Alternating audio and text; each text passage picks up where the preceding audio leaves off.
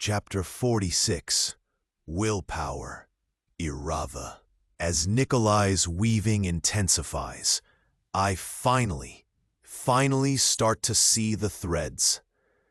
They're like negative space in my senses, stretching out from Nikolai to most of the nobles in the room. I watch in horror as Nikolai looks at a tangle of threads attached to Lady Sima, and she shouts defiance against the king. Oh gods, I've never seen a weaving like this. I've never even heard of it. But yes, I have.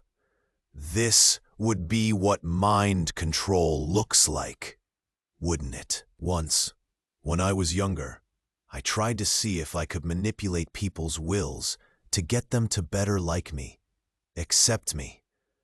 I'd been an absolute fool and almost blown myself up. But what I'd been attempting had been with normal threads, something I couldn't do with normal threads. Nothing at all like this. I'd fought. Well, I'd assumed, even after seeing the poison, even after feeling the threads of unreality, that the weaver who'd made them would still follow the conventional practices around weaving, just adding in more.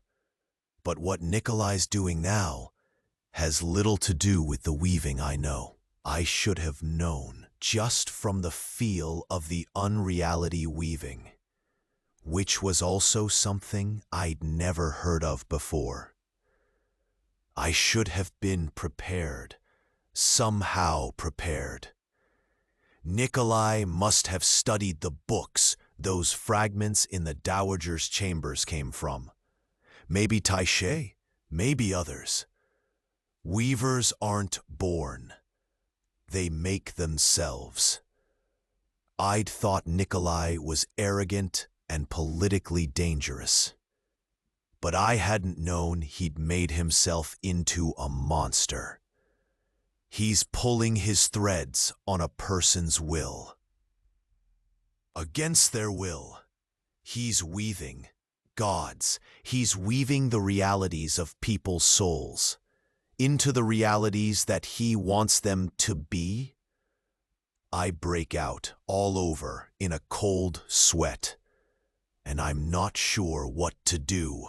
Baron Nemerin says, "We will of course have to consider that if this is the direction you are taking the kingdom, Turovan, should you yourself have as much power as you do?" The lace of dark threads connecting the Baron to Nikolai is gossamer thin, and maybe the Baron hardly needs swayed, only pushed a little, to act as he's acting now. I don't know him by more than reputation, but from everything I've heard in court, he's never been a friend of the royal family. "My power is not what we're talking about here," Turovan snaps, his voice growing dangerous. And this is not going well at all. Not, especially with Nikolai putting poison into the hearts of the nobility. What can I say if I speak up? How can I stop Nikolai or prove what he's doing if even I can barely see it? Can Master Aldrich see what's happening? He seemed to know something was amiss before. I glance back at Master Aldrich and widen my eyes, look again to Nikolai.